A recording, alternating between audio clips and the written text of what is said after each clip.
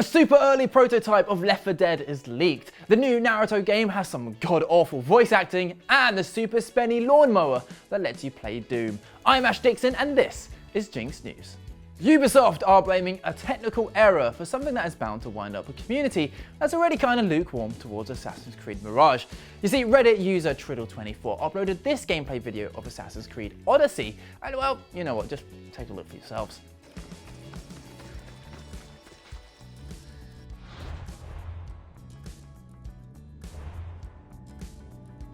Yep, that's right, all they wanted to do was open the map, but they got this big old stinking Black Friday ad for Mirage. Now, Triddle was playing on Xbox, so maybe it's just a Microsoft thing, but nope, according to a reply from another Redditor, the same thing happened on their PS5. Now, I don't need to say why this is beyond unacceptable, but here's what Ubisoft had to say for themselves. We have been made aware that some players encountered pop-up ads while playing certain Assassin's Creed titles yesterday. This was a result of a technical error that we addressed as soon as we learned of the issue. So they fixed the problem. We're good now, right? Well, nope again. This was an ad for a Black Friday deal, so it's not some old asset that just accidentally unearthed itself. And forgive me for being cynical, but this could very well be something we're going to be seeing more of. Not the technical error, but ads in gaming. We've already got lower tier subs for Game Pass and PS Plus that are awash with advertising, so who's to say we won't be seeing them in-game during loading screens, or at worst, when we're trying to look at our goddamn map. Now, Ubisoft later tweeted that this technical error caused the promotion to appear in one of our in-game menus instead. So yeah, the error is where it appeared, not that it was there in the first place. What a load of crap. And speaking of developers making boo-boos, Valve managed to release a prototype for one of their greatest games by accident in an update for a completely different one.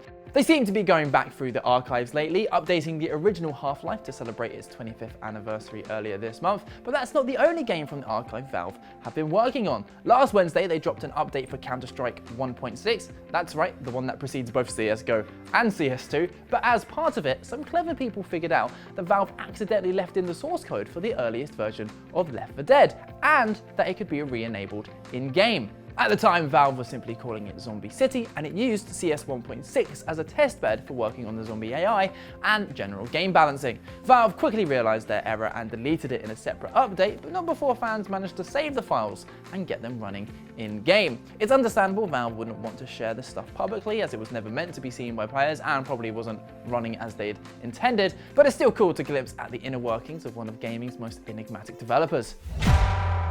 Naruto is kind of like an anime rite of passage. As a young teenager, it had all the ingredients to become my next big obsession. It had ninjas. Well, yeah, ninjas. I mean, what else do you need? Ninjas are cool. Well, the show has evolved over the years from Naruto to Naruto Shippuden, and now we have Boruto, the spin-off detailing the misadventures of his son. Well, the two have united for the first time in a video game thanks to Naruto Boruto Ultimate Ninja Storm connections. And while fans have been sinking in their teeth over the last couple of weeks, a rather glaring issue with the voice acting has become apparent. Now, of course, I'm going to show you the clip, but I just want to give some context. Now, this snippet happens during an intense battle between rivals Naruto and Sasuke, so I just want you to imagine the emotion, the energy, the ferocity that such a scene requires. Did that wake you up? Wake you up? Yikes. Well, yeah, that's how they decided to ship the game. Now, the worst thing is, this exact scene also took place in a previous Ninja Storm game, giving the perfect example of just how Naruto should sound. Did that wake you up? So what happened? Well, I think everyone's first guess would be AI, but here's the thing, voice actors were hired for the game, and it could be the case that they just did a terrible job, but these aren't just amateur voice actors, they're literally the same people who voiced the English dub of the anime. And eyebrows were raised even further when Miley Flanagan, the English voice actor for Naruto, tweeted out about that first clip we showed you. She said, "I can guarantee I did not say that line in that way. What's that from? And I guarantee no voice director of Naruto or the games would have me do that in that way."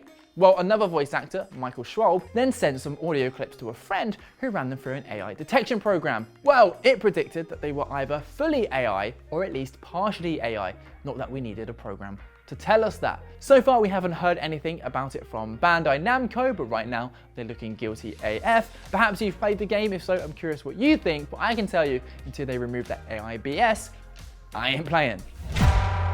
Dave the Diver is easily one of the best games of 2023. With a charming color aesthetic, a fun gameplay loop, and a wonderful story, it's one of the most unexpected delights of the year. So, what do you reckon? What fantastic game is coming next from these developers? Go on, have a guess. I'll wait.